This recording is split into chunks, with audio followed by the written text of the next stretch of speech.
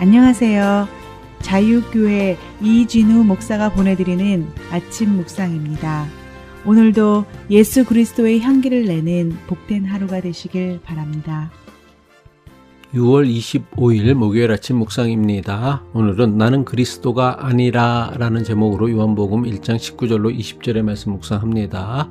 유대인들이 예루살렘에서 제사장들과 레위인들을 요한에게 보내어 내가 누구냐 물을 때에 요한의 증언이 이러하니라. 요한이 드러내어 말하고 숨기지 아니하니 드러내어 하는 말이 나는 그리스도가 아니라 한데. 새로운 아침을 허락하신 하나님께 감사와 찬양을 드립니다. 오늘도 하늘의 평강이 일상을 살아내야 하는 모든 이들의 가정과 일터에 가득하기를 축복합니다. 오늘부터 우리는 요한복음의 서론이 끝나고 예수 그리스도가 누구이신지를 보여주는 첫 번째 증인인 세례 요한의 본격적인 증언을 묵상하게 됩니다. 어제 묵상한 18절이 예수님을 통해 보이지 않는 하나님을 알게 되었다라는 선언이었다면 오늘 묵상하는 말씀은 그 예수님을 세상에 드러내기 위해 자신을 철저히 감춘 세례 요한의 아름다운 고백입니다. 당시 세례 요한은 유대 사회 전체를 뒤흔드는 굉장한 인물이었습니다. 그가 광야에서 회개를 선포하면 수많은 사람이 몰려와 그에게서 세례를 받았습니다. 마치 수백 년 동안 침묵하던 하나님께서 보내신 예언자의 소리가 다시 들리는 듯 했습니다. 세례 요한에게 수많은 사람이 몰려드는 현상을 목격한 당시 예루살렘의 종교 지도자들은 가만히 있을 수 없었습니다. 오늘 묵상하는 요한복음 1장 19절은 유대인들이 제사장들과 레위인들을 보냈다라고 기록하고 있습니다. 요한복음 1장 19절이죠. 유대인들이 예루살렘에서 제사장들과 레위인들을 요한에게 보내어 내가 누구냐 물을 때에 요한의 증언이 이러하니라. 여기서 유대인들은 평범한 이스라엘 백성을 가리키는 것이 아닙니다. 이들은 자신들의 기득권을 지키기 위해 예수님을 적대시했던 종교 지도자들과 산헤드린 공의회를 가리킵니다. 당시 세례 요한이 광야에서 전한 회개의 메시지와 세례 사역은 예루살렘 성전 중심의 종교 체제를 송두리째 뒤흔드는 파격적인 사건이었습니다. 세례 요한의 등장에 심각한 위기감을 느낀 종교 지도자들이 그의 정체와 배후를 조사하기 위해 제사장들과 레위인들로 구성된 진상조사단을 파견한 것입니다. 제사장들과 레위인들로 구성된 진상조사단이 세례 요한을 찾아서 그에게 던진 첫 번째 질문은 내가 누구냐였습니다. 이 짧은 질문 안에는 당시 지도자들이 가졌던 많은 속내와 불편함이 담겨 있습니다. 세례 요한의 등장은 기존 종교 체계가 설명하기 어려운 현상이었습니다. 종교 지도자들은 그가 하나님께로부터 온 인물인지 아니면 위험한 선동가인지를 확인하려 했습니다. 그들은 광야에서의 세례 요한의 청빈한 삶과 담대한 메시지를 보며 자신들의 기득권을 위협하는 그의 존재 자체가 대단히 부담스러웠던 것입니다. 내가 누구냐라는 질문은 모든 인간이 언젠가는 반드시 마주해야 하는 질문입니다. 당신은 누구입니까? 당신은 무엇으로 자신을 설명합니까? 당신의 존재 가치는 어디에서 나옵니까? 우리는 직업으로 자신을 설명하기도 하고 학력으로 자신을 설명하기도 하고 가진 것으로 자신을 설명하기도 합니다. 그러나 성경은 더 깊은 질문을 던집니다. 하나님 앞에서 당신은 누구입니까? 이 아침 하나님 앞에서 이 질문을 스스로 해보시기를 바랍니다.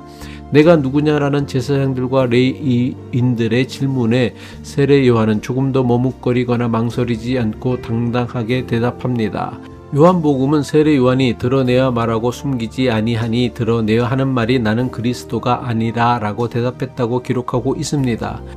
조금의 주저함이나 망설임 없이 나는 그리스도가 아닙니다 라고 대답하는 세례 요한의 모습을 강조하기 위해 요한복음은 그가 드러내어 말하고 숨기지 아니하였다라고 기록했습니다. 또한 요한복음에서 드러냄과 숨김의 대조는 빛과 어둠의 주제와 연결됩니다.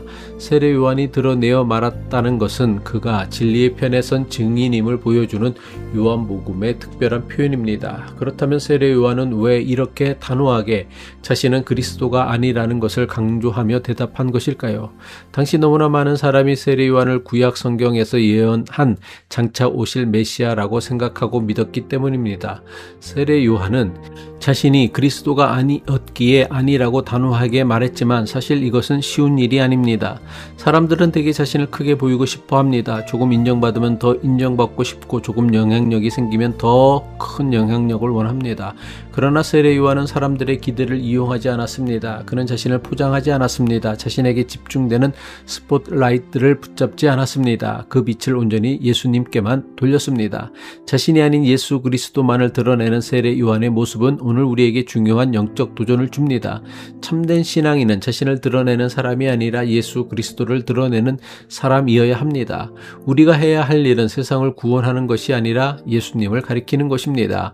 가족의 구원도 교회의 미래도 세상의 변화도 오직 예수 그리스도에게만 달려 있습니다.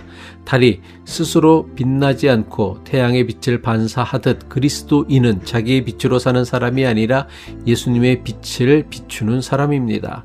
기댈 곳 없이 홀로 서야 하는 이민생활 속에서 우리는 종종 외롭고 무거운 책임감을 짊어집니다. 우리는 자녀의 미래를 책임져야 한다고 생각하고 가족의 신앙까지도 내가 붙들어야 한다고 생각합니다. 그러나 하나님은 우리에게 구원자의 역할을 맡기지 않으셨습니다. 우리는 그리스도가 아니라 증인입니다. 자녀를 구원하시는 분도 교회를 지키시는 분도 결국 하나님이십니다. 세례 요한은 자신을 부인하는 데서 멈추지 않았습니다. 그는 자신이 아니라고 말함으로써 오히려 참된 그리스도이신 예수님을 가리켰습니다. 기도하겠습니다. 우리의 참된 구원이신 하나님 아버지, 세상의 수많은 소음과 평판 속에서도 내가 누구인지를 잊지 않게 하옵소서. 세례 요한이 자신에게 쏠린 영광을 단호히 거절하고 오직 그리스도만을 드러냈던 것처럼 우리 역시 삶의 주도권을 주님께 내어드리며 나는 그리스도가 아니라는 사실을 늘 마음에 품게 하시어 오직 그리스도만 높이는 겸손을 주옵소서.